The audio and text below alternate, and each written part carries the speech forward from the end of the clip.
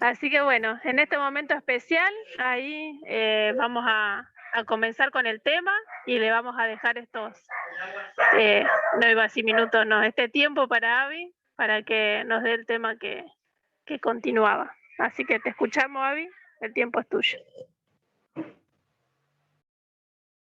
Bueno, muchas gracias, Fabi. Y bueno, habíamos habíamos llegado a ver las 7 iglesias. Haciendo un repaso global de todo lo que vimos, pudimos ver cómo Dios nos dejó en la Biblia las profecías para que nosotros pudiéramos reconocer el tiempo del fin y el papel, el rol que tenemos dentro de ese tiempo del fin. Nosotros vimos cómo las profecías acerca de la iglesia remanente, del pueblo remanente, se cumplen en nuestra iglesia, cómo somos ese pueblo apartado, la paciencia de los santos, los que guardan los mandamientos, la fe de Jesús. Todo esto ya lo leímos, por eso lo paso así rápido. Y también pudimos ver la última vez que nos encontramos que las características que tiene nuestra iglesia, o sea, más que nada el pueblo de Dios en el tiempo del fin, no son características muy positivas, sino que decía que éramos tibios y creemos que tenemos todo y estamos pobres, ciegos y desnudos.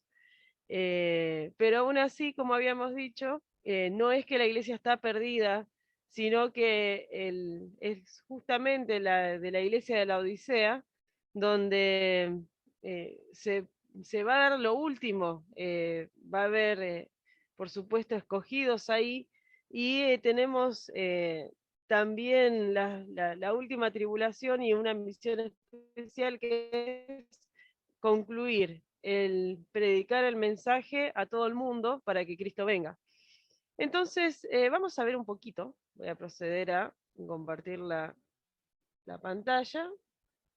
Ahí estamos. Bien, vamos a ver entonces un poquito eso, ¿no? Lo que vendría a ser el remanente. Estamos hablando siempre del remanente, remanente, que es el pueblo escogido, pero dimos solamente dos características bíblicas, que son los que guardan los mandamientos de Dios y tienen el testimonio de Jesucristo. Pero yo hace un tiempo atrás estuve leyendo el libro El Remanente, que ahora no recuerdo el autor, eh, cualquier cosa se los dejo para el próximo viernes, no lo tengo acá a mano encima. Clifford Goldstein. Para no hacerla larga, bueno, cualquier cosa. Clifford Goldstein. Gracias. Clifford Goldstein. Perfecto, gracias. Cuestión es que el libro empieza de una forma bastante chocante y quise rescatar esa forma que tiene de comenzar el libro para comenzar el seminario que tenemos hoy, el tema que tenemos en esta noche.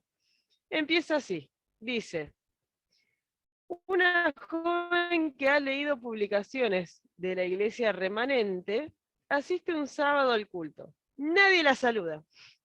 No le preguntan su nombre ni hablan con ella, excepto una santa anciana que critica el collar de perlas que adorna el cuello de la visitante.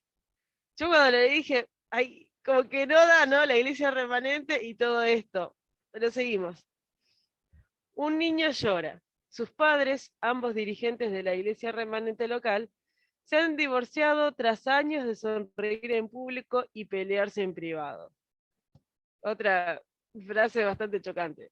Y les soy sincera, elegí las menos chocantes, porque hay otras que son, o sea, son demasiado fuertes y no quería traerlas porque con estas que vamos a leer está la idea, digamos.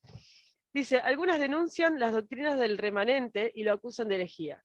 Otros, aseverando que se ha desviado de la doctrina, lo acusan de apostasía. Un miembro de la iglesia remanente abre su agencia de venta de motocicletas en sábados. Una pareja se ve torturada por el remordimiento. Después de haberse sacrificado durante años para enviar a sus hijos a instituciones educativas de la iglesia remanente, ven cómo todos ellos abandonan la fe del remanente. Y así podríamos seguir y seguir y seguir y seguir con frases de la iglesia remanente y con características que no son de la iglesia remanente, pero para nada. Pero si nosotros somos sinceros, todas estas situaciones que se leyeron se dan constantemente. Constantemente hay padres sacrificados que mandan a los chicos a las escuelas adventistas, a las universidades adventistas, los chicos se apartan, vemos cómo por ahí en las iglesias están más pendientes de qué pantalón llevó el hermano, a realmente preguntarle si capaz que no tenía otro pantalón. Era el único que tenía para ir porque está con una crisis económica y es el mejor pantalón que tiene. Y uno critica antes de entender la situación del hermano. Eh, Juzgar son cosas que se dan mucho, muy seguido. Y por ahí también vemos que dentro de la iglesia remanente pasa muy seguido el de la boca para afuera. Entonces uno lo lee y es como que de repente es como que cae mal, pero en cierta forma es lo que estamos pasando en la actualidad. Entonces yo quiero remarcar algo. Dijimos que somos la iglesia remanente, pero si ahora yo cambio la palabra remanente, por lo que voy a cambiar ahora es como que tiene un poco más de sentido la cosa. Vamos a leer exactamente las mismas frases, pero cambiadas. Ahora yo digo, una joven que ha leído publicaciones de la iglesia de la Odisea asiste un sábado al culto. Nadie la saluda, no le preguntan su nombre, ni hablan con ella, excepto una santa anciana que critica el collar de perlas que adorna el cuello de la visitante. Ahora esto encaja totalmente, la iglesia de la Odisea, la iglesia tibia. Cada uno está con con sus cosas, a mí me tocó, no sé, juntar las ofrendas, voy a ir a buscar el alfolí, hago lo que me tocó y punto, cumplo con mi cargo, así, nada más. Eh, la gente se sienta en los bancos a charlar, porque se vieron justo, están dando los anuncios, nadie da bolilla, se ponen a charlar. La chica entra, es la odisea, cada uno va a la iglesia a cumplir, se sienta, ve el culto, se va a la casa. Somos tibios. Un niño llora, sus padres, ambos dirigentes de la iglesia de la odisea local, se han divorciado. Y otra vez, ¿no? Las apariencias. Algunos denuncian las doctrinas de la Odisea y lo acusan de herejía. Otros, aseverando que se ha desviado de la doctrina, lo acusan de apostasía. Un miembro de la iglesia de la Odisea abre su agencia de venta de motocicletas en sábado. Sí, todo esto tiene sentido. Y bueno, y por supuesto, ¿no? Lo de llevar a las instituciones educativas de la iglesia de la Odisea, ven cómo ellos abandonan la fe del remanente.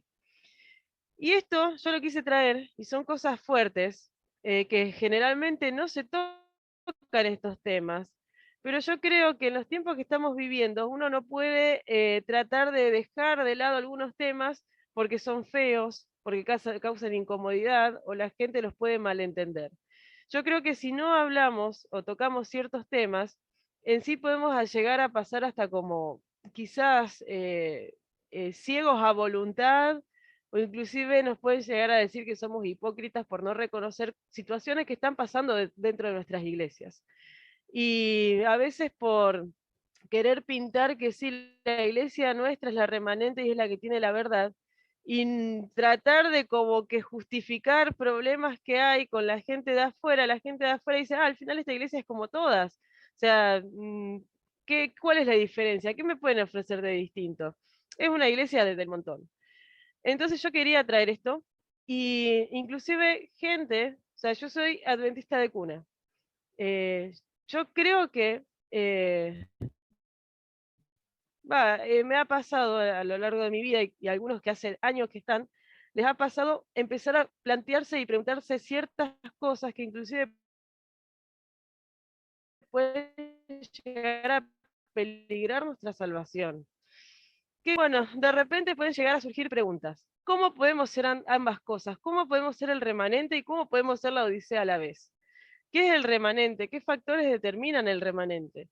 ¿Tiene uno que ser santo para ser parte del remanente? ¿Puede apostatar el remanente? ¿Puede el remanente incluir a los inconversos junto con los conversos?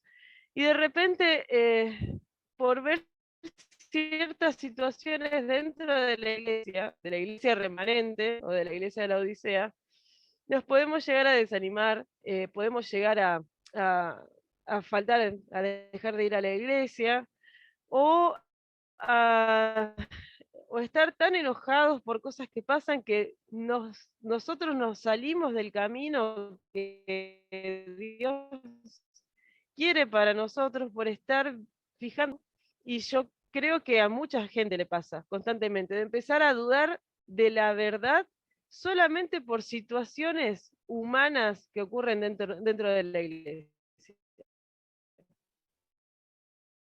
Y bueno, la idea de esta noche es poder ver el más allá de estas situaciones. Y vamos a empezar viendo un poquito la historia de uno de los tantos remanentes que hubo en la historia. Porque sí hubo varios remanentes pertenecientes al mismo pueblo. El primer remanente que hubo fue la familia de Noé, porque bueno, había mucha inmoralidad, se venía el diluvio, hubo una verdad presente que fue la del diluvio, había una puerta abierta para la salvación de las personas, y solamente un remanente que fue Noé con su familia, fueron los que entraron al arca y fueron los únicos que se salvaron. Hoy en día tenemos lo mismo, tenemos un remanente, tenemos una verdad presente, hay una puerta abierta también a la salvación, una invitación, y solo aquellos que la acepten van a ser salvos. Pero hubo otros remanentes, y vamos a ver, por ejemplo, el remanente de Egipto. Dentro de Egipto estaba el pueblo de Dios, estaba cautivo, esta historia la conocemos, así que no vamos a hacer toda toda la lectura, simplemente vamos a remarcar un par de cosas. El pueblo estaba cautivo en Egipto. Bueno, vinieron las plagas y demás, pero lo interesante es que el pueblo fue testigo viviente, o sea, en vivo y en directo, vieron cómo se dieron las cosas, cómo caían las plagas, cómo Dios los protegió de las plagas también. Vieron el mar rojo abrirse frente a ellos, vieron las columnas de fuego, la columna de humo, vieron todos esos milagros que nosotros no hemos sido testigos de cosas tan descomunales. Si bien Dios hace milagros en nuestras vidas y nos sorprende, ver aguas de un mar abrirse y pasar por la tierra seca debe ser algo totalmente impresionante. Aún así, en el momento que Dios le da a Moisés las leyes universales, que son los 10 mandamientos, la ley que refleja el carácter de Dios, Moisés, ¿qué pasó? Se estaba, como dice la Biblia, se estaba demorando y el pueblo estaba abajo impaciente, y cuando Moisés baja, ¿con qué se encuentra? Con el pueblo remanente adorando un becerro de oro. Es así. Y ahora vamos a leer, porque por ahí hay algunas cosas que se nos escapan, o detalles que por ahí uno no recuerda los versículos, para remarcar algunas cuestiones. La historia la encontramos en Éxodo 32, el versículo 1, y dice, viendo el pueblo que Moisés tardaba en descender del monte, se acercaron entonces a Aarón. O sea, a Aarón. Recordemos que Moisés tenía eso de ese miedo de hablar frente al faraón, entonces Aarón fue el vocero, Aarón estuvo al lado de Moisés y presenció también a todo lo que dije recién, también en vivo y en directo. Cuando se le acercan a Aarón, le dicen, levántate, haznos dioses que vayan delante de nosotros, porque a este Moisés, el varón que nos sacó de la tierra de Egipto, no sabemos qué le haya acontecido. ¿Y qué pasó? Aarón dijo, no, vamos a orarle a nuestro Dios que nos sacó de Egipto. Mira que dice, Aarón les dijo, apartad los zarcillos de oro que están en las orejas de vuestras mujeres, de vuestros hijos y de vuestras hijas, traédmelos. Entonces todo el pueblo apartó los zarcillos de oro que tenían en sus orejas y los trajeron a Aarón. He aquí, yo, perdón, esto viene después. Hasta ahí llegamos. Entonces, ¿qué pasó? Le trajeron todo el oro a Aarón y les erigió el becerro de oro. O sea, el mismo Aarón que fue testigo, que fue instrumento de Dios, cayó en la idolatría. Entonces, el estar en el pueblo elegido no significa que no vayas a caer. Por supuesto uno dice, pero fue muy alevoso porque hizo un ídolo. Nosotros recordemos que el pueblo de Dios estaba conviviendo y siendo influenciado 24/7 por un pueblo pagano. Y se les había perdido mucho también de la verdad. Si bien tenían la verdad presente, no la tenían como nosotros tenemos ahora la bendición de tener la Biblia completa de Génesis a Apocalipsis. Entonces, podían llegar a caer de esta forma, pero vamos a ver que Aarón cayó. Aarón cayó en el pecado de la idolatría, aunque pertenecía al pueblo remanente. Seguimos.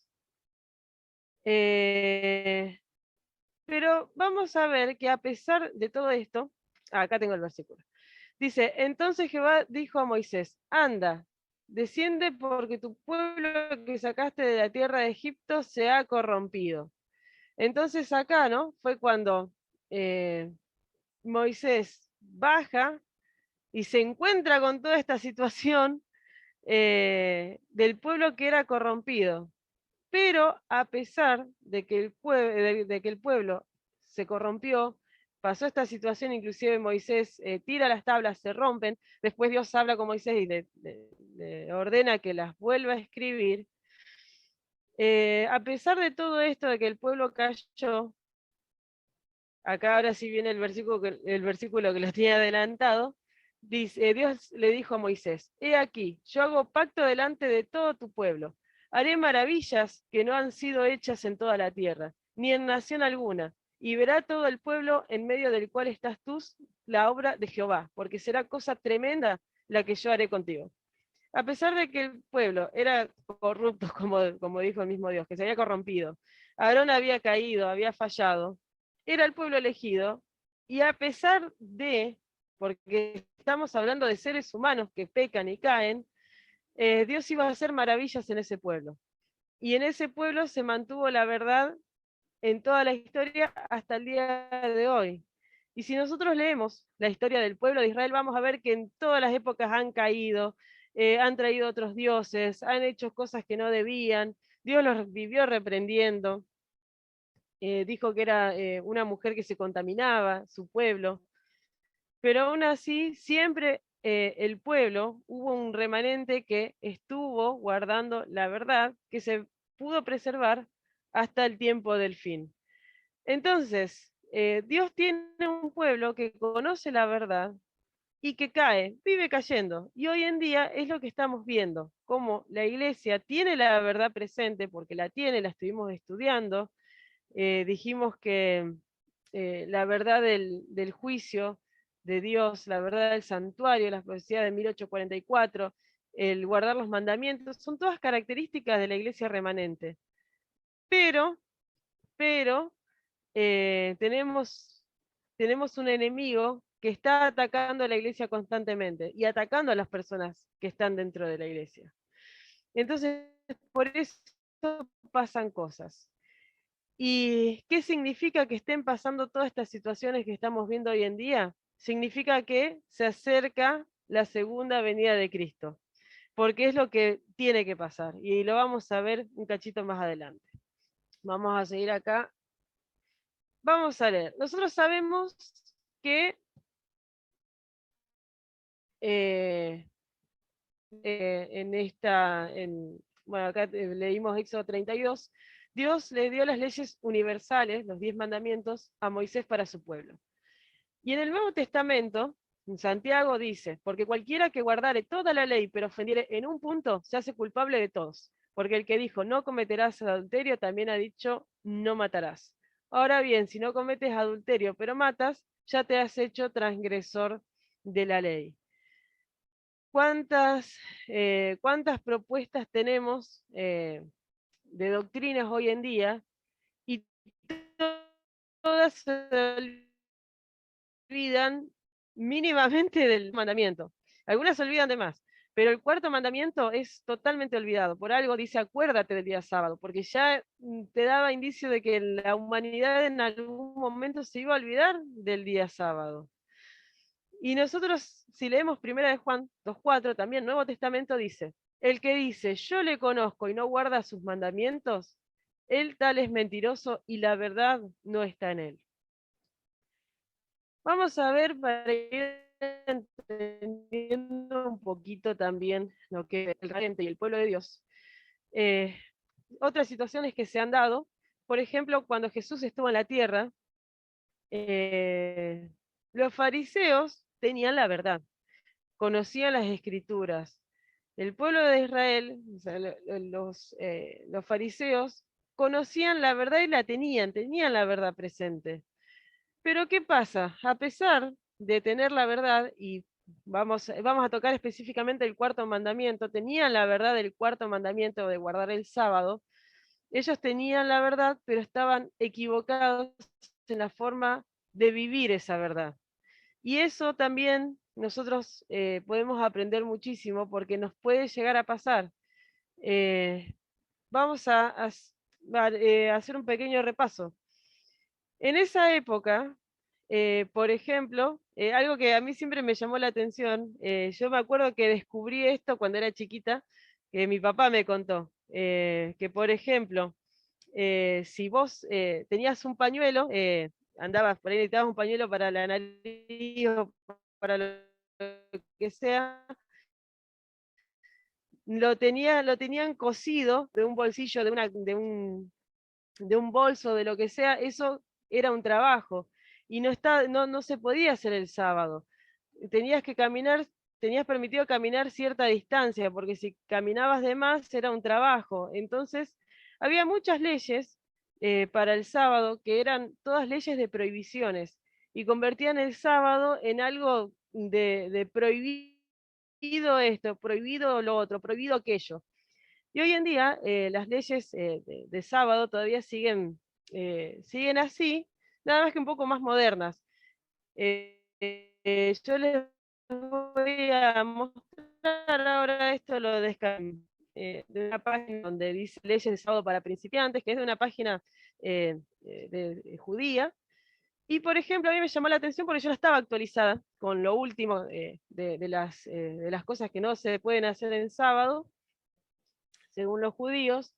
Por ejemplo, dice, no está permitido aplicar calor a las cosas para cambiarlas de ninguna manera.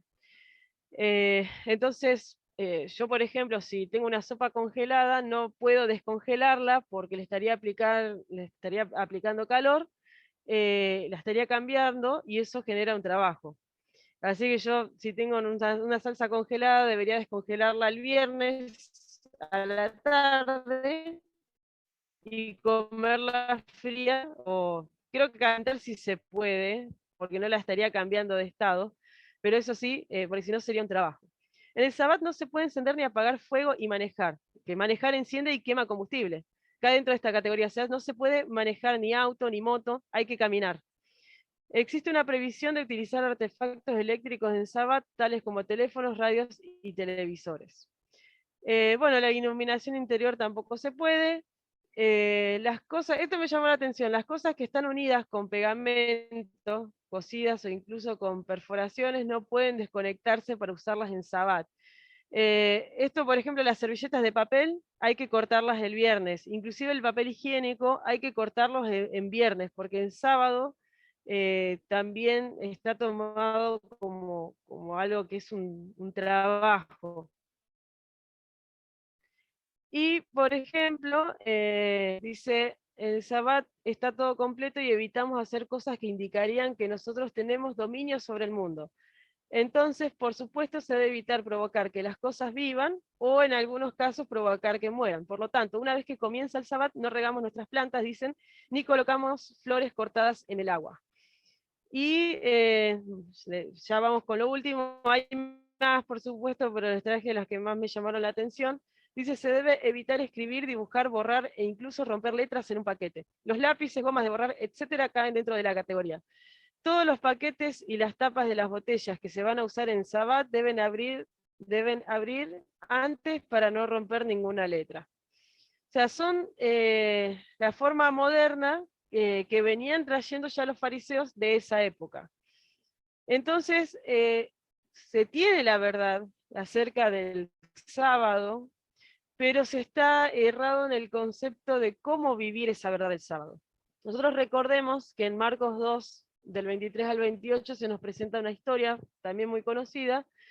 Dice, aconteció que al pasar él por los sembrados,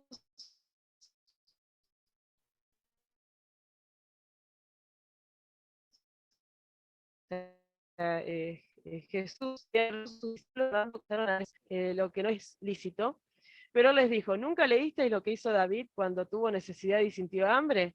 Él y los que estaban, y con él estaban, como entró en la casa de Dios, siendo Abiatar sumo sacerdote, y comió los panes de la proposición, de los cuales no es lícito comer, sino a los sacerdotes, y aún dio a los que con él estaban. También les dijo, el día de reposo fue hecho por causa del hombre, y no el hombre por causa del día de reposo. Por tanto, el Hijo del Hombre es Señor aún del día de reposo. Y esto lo traigo porque nosotros podemos caer también un poquito con el día sábado en lo mismo que cayeron los fariseos. Inclusive los fariseos seguramente caminaron más de lo permitido Jesús, con tal de ir, reprenderlo, volver, chusmear lo que estuvieron haciendo. Sí, Jesús y los discípulos estuvieron cosechando un sábado, y rompieron sus propias reglas por ir a ver qué estaba haciendo Jesús. Entonces, era el pueblo que tenía la verdad y aún así no la sabían vivir. Y quiero dejarlos con esto porque vi esta imagen y me encantó. El sábado es un pedazo de eternidad lleno del amor de Dios. Cada sábado que nos toca vivir es un pedacito de eternidad. ¿Por qué? El sábado no está hecho para prohibido esto, prohibido lo otro. El sábado está hecho para disfrutar. Por eso el sábado fue creado para el hombre, para que acá en la tierra, por lo menos, estemos tranquilos un día a la semana, de desenchufarnos del mundo, de todas las cosas que pasan, de estar en familia, de ir a la iglesia, encontrarnos con nuestros hermanos, de ir a ayudar a las personas, porque los días de la semana estamos corriendo de acá para allá, y el sábado es un regalo de Dios, es un regalo que inclusive la gente dentro del mundo cristiano no sabe apreciar. Y acá tengo esta imagen que les comparto, que es del estudio de la Biblia Más, que tenemos, ¿no? El mejor día para descansar. Y vemos cómo la batería se va agotando hasta que el viernes ya no damos más. Y de repente el sábado está hecho para eso, para disfrutar. Por eso cuando Dios dio el ejemplo con el maná, que había que juntar doble ración del viernes para el sábado, en sí no es que, a ver, que no se malentienda, nosotros tenemos que hacer todas las tareas el viernes, para que el sábado no nos quite tiempo de ese regalo que Dios nos da. Ahora, si hay una familia necesitada y nosotros ese sábado estamos cocinando porque se dio una situación para llevar alimentos a unas personas y se dio el sábado, nosotros no vamos a decir, no, no, no, espera que se oculte el sol porque es sábado y no podemos cocinar en sábado y el domingo te voy a llevar la comida. Las personas tienen el hambre hoy, tienen la necesidad hoy. Y eso es lo que Cristo estaba enseñando a los fariseos en ese momento, que el sábado está hecho para ayudar a los demás, para disfrutarlo, para descansar, y por eso el maná era recogido el viernes, y por eso nosotros debemos hacer las actividades el viernes, para que nada nos interrumpa, pero nada nos interrumpa el regalo que Dios nos da, que en este caso es tiempo. Es tiempo para estar con Él y por tiempo para estar con nuestro prójimo. Bien, creo que se entendió, ¿no? El concepto. Seguimos. Ahora vamos a, digamos, derribar un mito. vamos a leer este versículo que ya lo leímos, por eso lo elegí. Le voy a pedir a Juan si puede silenciar el micrófono. Por ahí no se da cuenta que entró con el micrófono abierto. Y de paso le damos la bienvenida. Bien. Este versículo ya lo habíamos leído. Dice, vi a los muertos, grandes y pequeños, de pie ante Dios, y los libros fueron abiertos. Y otro libro fue abierto, el cual y fueron juzgados.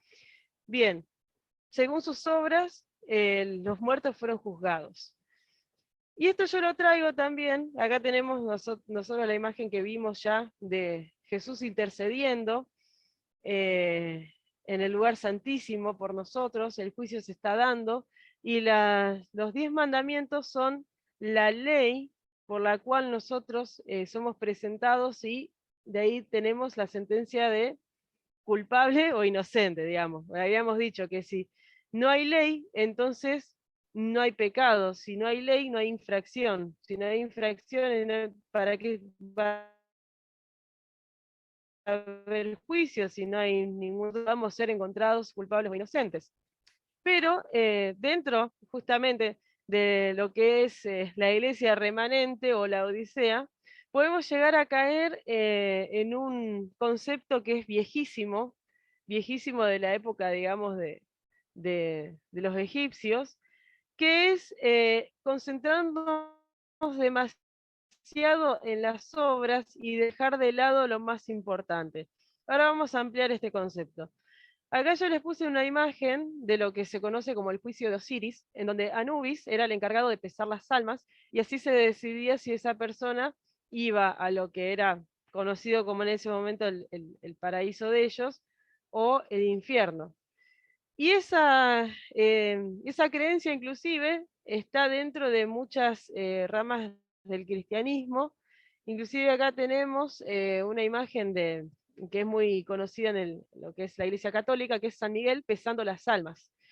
Entonces nosotros podemos llegar a caer por pensar que por hacer obras buenas, por hacer todo lo bueno que esté a nuestro alcance, de esa forma somos justificados y de esa forma vamos eh, a lograr la salvación. Entonces, vamos a ver qué dice la Biblia con respecto a esto. Dice Tito 3 del 4 al 7. Pero cuando se manifestó la bondad de Dios, nuestro Salvador, y su amor para con los hombres, nos salvó, no por obras de justicia que nosotros hubiéramos hecho, sino por su misericordia, por el lavamiento de la regeneración y por la renovación en el Espíritu Santo, el cual derramó en nosotros abundantemente por Jesucristo nuestro Salvador, para que justificados por su gracia viniésemos a ser confianza de la vida eterna. No es Jesucristo, por los méritos de Jesús, es por los que somos salvos.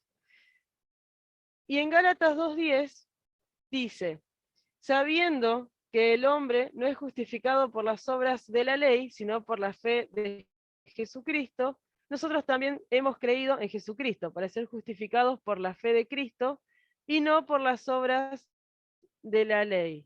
Por cuanto por las obras de la ley nadie será justificado. A ver, acá tenemos, vamos a derribar dos mitos en realidad. El mito de que yo, haciendo buenas acciones, voy a obtener la salvación. Y no es así. La misma Biblia dice que nosotros somos justificados por la fe en Jesucristo. Yo puedo cumplir los 10 mandamientos a rajatabla, guardar el sábado, no levantar falsos testimonios, honrar a mis padres, pero aún así no ser salvo. Entonces ahora caemos en otro mito, en aquellos que predican que aceptando a Jesucristo en tu corazón, eso ya es suficiente, porque somos salvos por la fe en Jesús. Entonces ya estoy obteniendo la salvación. Entonces tenemos las dos puntas, ¿no? Las dos puntas totales y nos perdemos en el contenido y en el contexto de los textos bíblicos. Por eso vamos a seguir leyendo. Romanos 3:31 dice, luego por la fe, ¿invalidamos la ley? Porque estas personas que predican que con la fe somos salvos, dejan de lado entonces los 10 mandamientos. Por eso no se guarda el sábado. Pero aún así, no están de acuerdo con guardar el sábado, pero si vos decís, bueno, entonces puedo mentir. No, no hay que mentir. Bueno, entonces puedo cometer el adulterio. No, no, tampoco. Puedo tener ídolos. No, no, no. Entonces al final me estás diciendo que sí hay que guardar los mandamientos. Y entonces, ¿en qué quedamos? Bueno, dice, luego por la fe invalidamos la ley en ninguna manera, sino que justamente por la fe confirmamos la ley. Santiago 2:10 dice, así también la fe, si no tiene obras, es muerta en sí misma.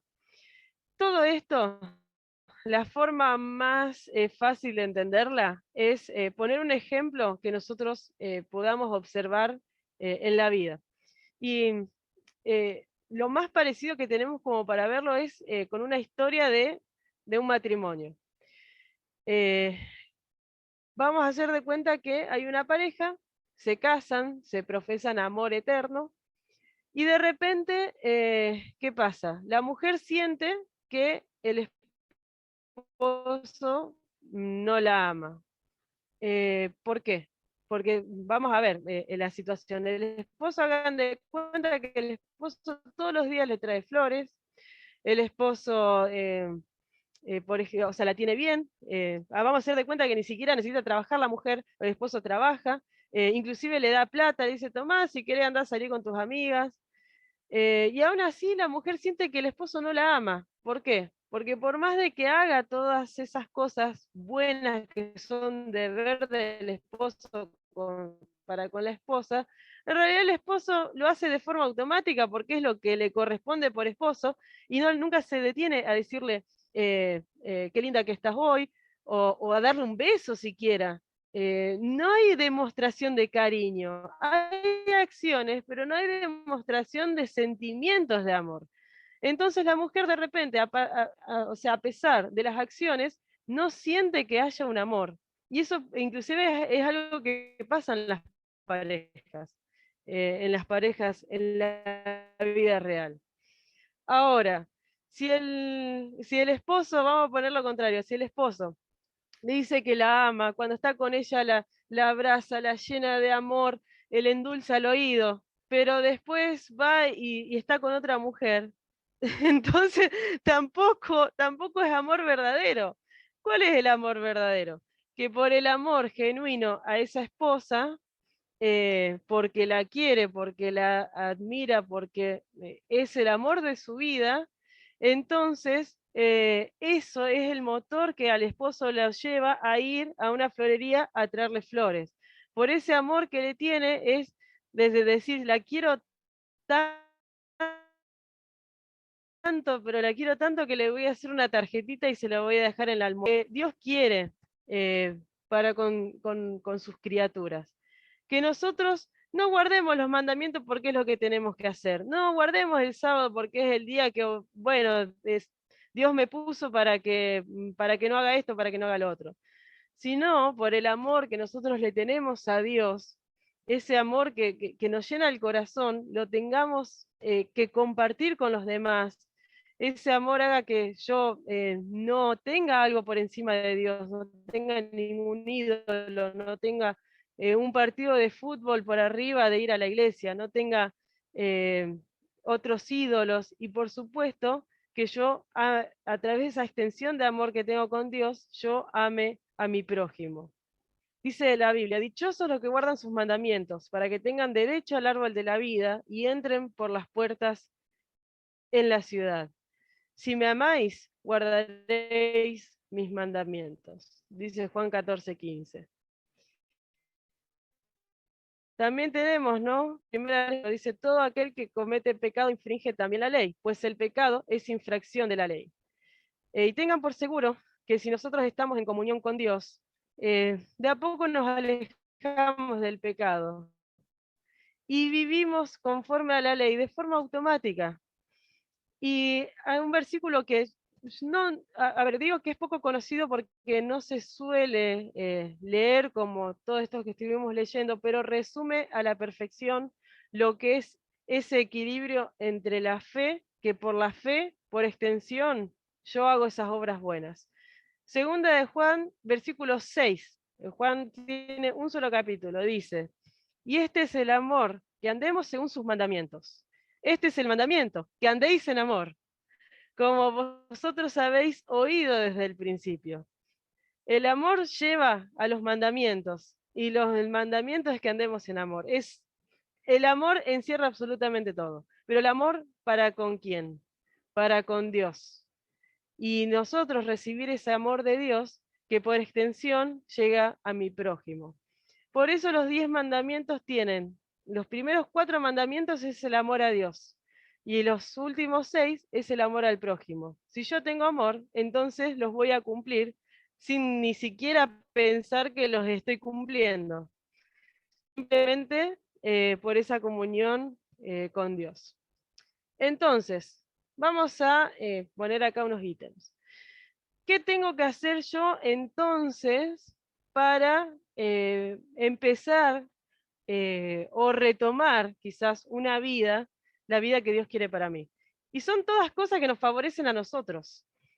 Primero que nada, reconocer que nada podemos hacer sin Dios. Yo no puedo decir, por ejemplo, bueno, estoy viviendo mal, hasta que yo no me acomode, no voy a leer la Biblia, porque estoy mal como para agarrar la Biblia, o estoy mal como para orar.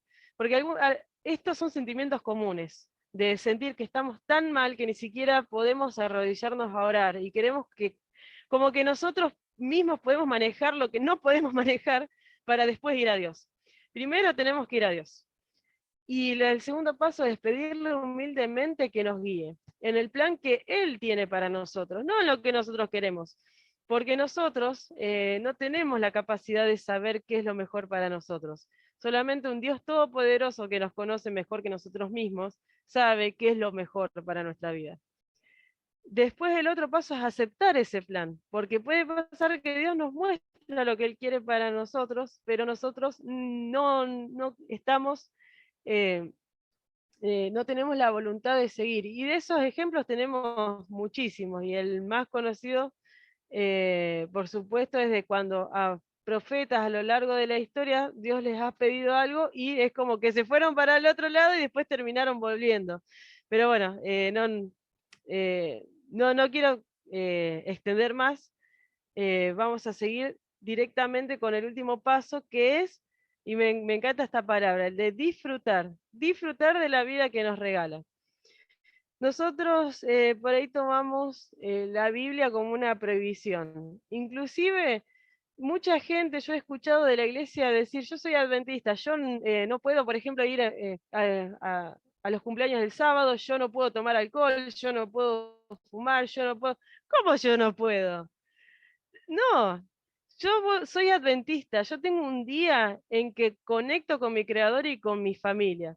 Yo soy adventista, cuido mi cuerpo y consumo lo mejor que hay para mi organismo, por eso voy a gozar de buena salud. O sea, tenemos que aprender a ver lo positivo, no a ver lo negativo, porque si no le estamos errando en el plan que Dios tiene para nosotros, y también eso hace que nosotros le pongamos un freno a nuestro cambio. Porque estamos pensando en lo que no podemos hacer en vez de pensar en todo lo que vamos a ganar y la vida que Dios nos está ofreciendo para la eternidad. Ahora, empezamos hablando del remanente, pero estamos hablando ahora de algo que se aplica de una forma individual. Eh, ¿Por qué?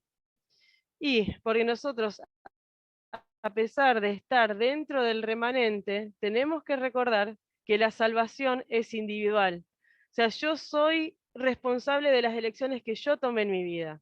Yo soy responsable de, al conocer esa verdad presente que Dios dejó para su pueblo remanente de los últimos tiempos, yo tengo esa responsabilidad de elegir si voy a vivir esa verdad o simplemente la voy a saber y voy a seguir haciendo lo que quiero. Ahora, sí vamos a ver el conjunto, el todo. Testimonio para los ministros, página 49 dice, aunque existen males en la iglesia, y los habrá hasta el fin del mundo, dice nuestra hermana, la iglesia ha de ser en estos postreros días luz para un mundo que está contaminado y corrompido por el pecado. La iglesia debilitada y deficiente necesita ser reprendida, amonestada y aconsejada. Es el único objeto de esta tierra al cual Cristo concede su consideración suprema. Y no hay mejor ejemplo para ver esto que el ejemplo de un enfermo. Una persona que está enferma va a ir al hospital o al sanatorio a hacerse atender por el médico, a hacerse estudios, a ver qué le está pasando, porque está enferma. Si una persona está sana, no necesita ir al hacerse atender por el médico, no necesita ir al hospital. Pero nosotros estamos todos viviendo en un mundo de pecado y todos vivimos en pecado. Por eso necesitamos ir a la iglesia. Y en la iglesia vamos a encontrar gente que está muy enferma del pecado. Y vamos a encontrar gente que va para ver si de alguna forma mágica, vamos a poner la palabra mágica porque directamente no tienen esa voluntad de cambiar, pero van para ver si, no sé, vamos a encontrarnos con esa gente que hace que la iglesia se vea deficiente.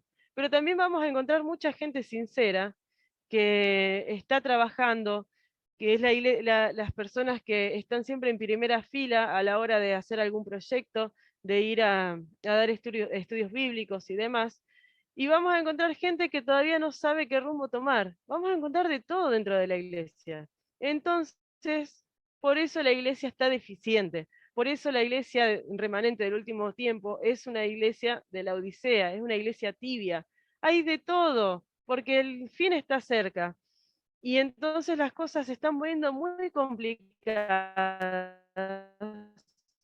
Y la iglesia está en un estado complicado. Pero nosotros tenemos que velar primeramente por nuestra salvación. Y por supuesto, ayudar al hermano que no está encontrando su rumbo. Vamos a hacer un repaso rapidito de Mateo 13. Es una parábola muy conocida que dice, el reino de los cielos es semejante a uno que sembró buena semilla en su campo. Pero mientras dormían los hombres, vino su enemigo y sembró cizaña entre el trigo. Y se fue. Y cuando salió la hierba y dio fruto, entonces apareció también la cizaña. Vinieron entonces los siervos del padre de familia y le dijeron, Señor, ¿no sembraste buena semilla en tu campo? ¿De dónde pues tiene cizaña? Él les dijo, un enemigo ha hecho esto. Y los siervos le dijeron, ¿quieres pues que vayamos y lo arranquemos? Él les dijo, no, no sea que al arrancar la cizaña arranquéis también con ella el trigo. Dejad crecer juntamente lo uno y lo otro hasta la siega. Y al tiempo de la siega, yo diré a los segadores, recoged primero la cizaña y atarla en manojos para quemarla, pero recoged el trigo en mi granero. Y esto se conecta con esta cita que vamos a leer ahora de nuestra hermana, que dice, puede parecer que la iglesia está por caer, pero no caerá, ella permanece en pie. Mientras los pecadores que hay en Sión son tamizados, mientras la paja separada del trigo precioso es una prueba terrible y sin embargo tiene que ocurrir. El verdadero zarandeo o la separación, por ahí uno lo piensa, bueno, los hijos de Dios por un lado y el mundo por el otro. Pero en realidad, la estrategia de Satanás es sembrar, ¿en dónde? Sembrar en la casa de Dios. Ahí es donde está el zarandeo. Dentro del mismo pueblo de Dios es donde es tamizada, donde son tamizados los fieles de los impíos. Y dice acá la hermana que es una prueba terrible, pero tiene que ocurrir porque verdaderamente los hijos de Dios, el pueblo remanente, es el que al final saldrá triunfador. Por eso nosotros somos doblemente, tenemos un título doble. Somos por un lado el pueblo remanente, pero a la vez la Odisea. Y Y esto que viene a continuación lo saqué del libro de que les decía, El Remanente, que dice, estas referencias, juntos con la que dice que los pecadores de Sión serán tamizados, nos enseñan 3 puntos. En la iglesia remanente se llevará a cabo una separación entre los fieles y los infieles. Esta separación se lleva a cabo en relación con la marca de la bestia y la persecución de los últimos días.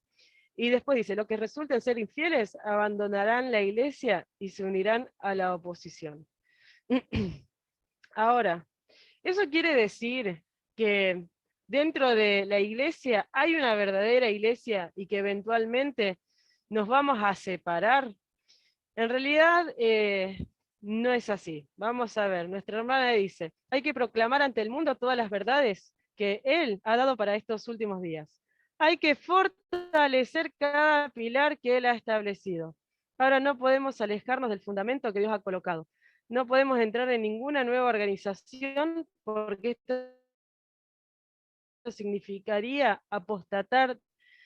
No significa, la solución no es separarnos, hacer otra iglesia dentro de la iglesia, sino fortalecer cada pilar que Dios ha establecido para su iglesia verdadera. Y por eso me parece bárbaro que luego de estos temas que estamos dando, lo que se está planificando es justamente ver los pilares de la fe, ver los pilares de nuestra iglesia, de nuestras doctrinas, porque la solución no es separarnos y hacer una iglesia aparte, sino fortalecer lo que nosotros tenemos. ¿Qué tenemos que hacer? Como miembros de la Iglesia Remanente de Dios, debemos orar con fe firmemente por el don de la gracia del amor. El amor es el cumplimiento de la ley. Esto es lo que leímos en 2 de Juan. Y aquellos sobre quienes ha estado brillando tanta luz lo manifiestan demasiado escasamente. No nos queda otra cosa que orar por la Iglesia Remanente. Y no es casualidad que hace unos viernes atrás salió esto como pedido de oración. La iglesia está pasando por un momento complicado. Por un momento complicado porque todo el mundo está pasando por un momento complicado. Si nosotros vamos a las redes sociales, vemos cómo la gente se tira odio.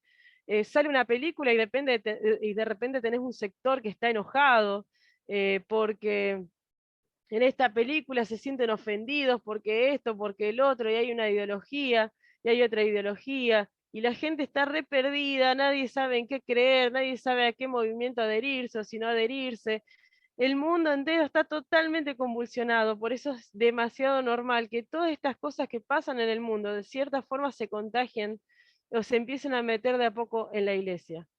Pero no debemos temer, porque la iglesia, así como el pueblo de Dios a lo largo de la historia, siempre ha caído, siempre ha tenido problemas. Al final la verdad se mantuvo y siempre hubo un remanente dentro de ese pueblo que sostuvo la verdad y se mantuvo fiel a Dios.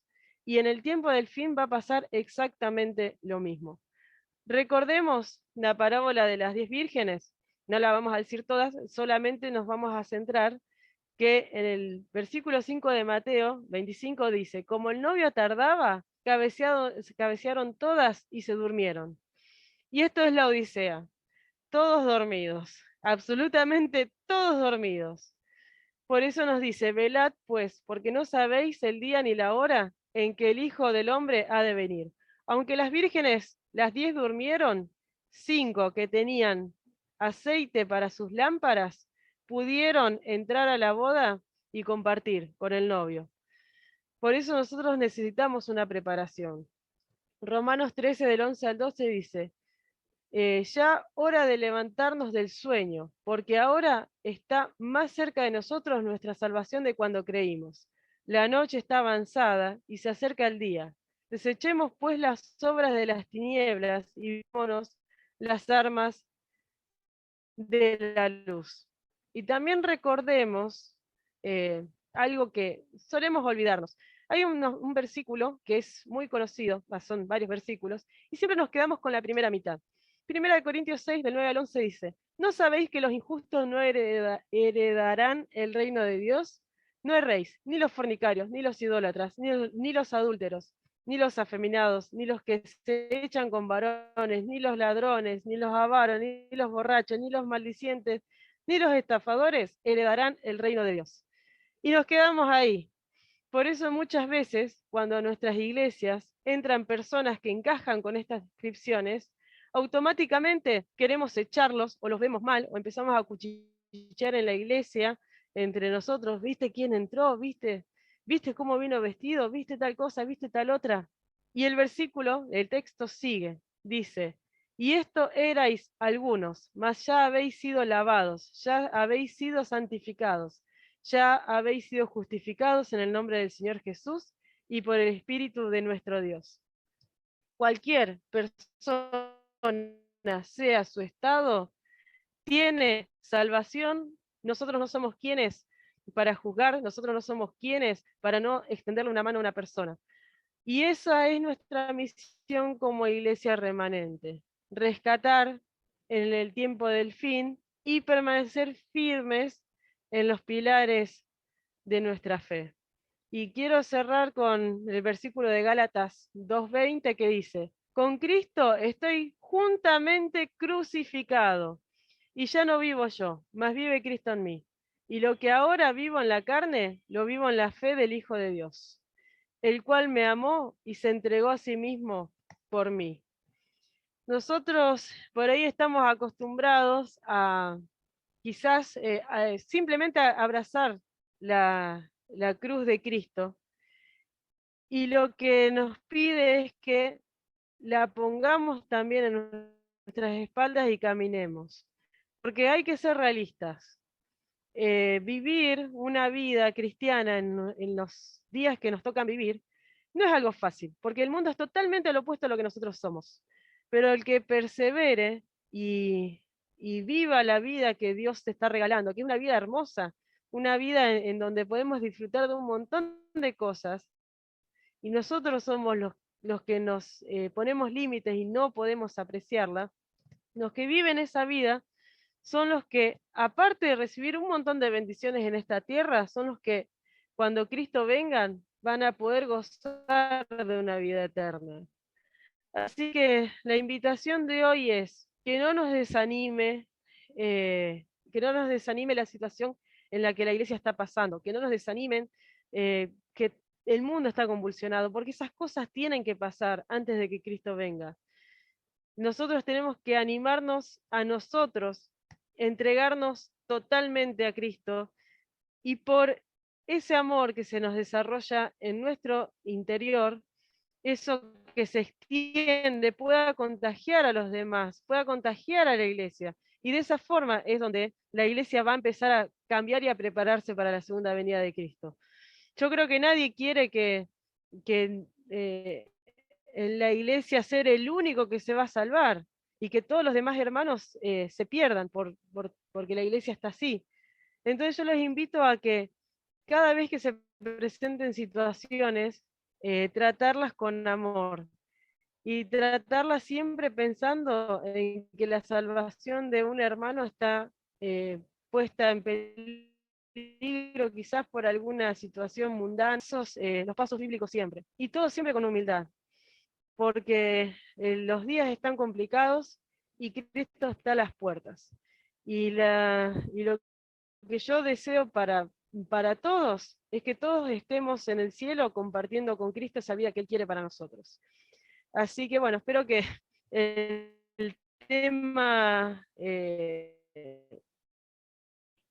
haya servido. Es un tema muy largo y muy complicado y lo comprimí lo más que pude, así que espero que se hayan por las iglesias y también por las vidas personales de cada uno, para que cuando se presente el día de la prueba estemos preparados y salgamos victoriosos. Que Dios los bendiga y que todos tengamos un lindo comienzo de un sábado para poder empezar a disfrutarlo.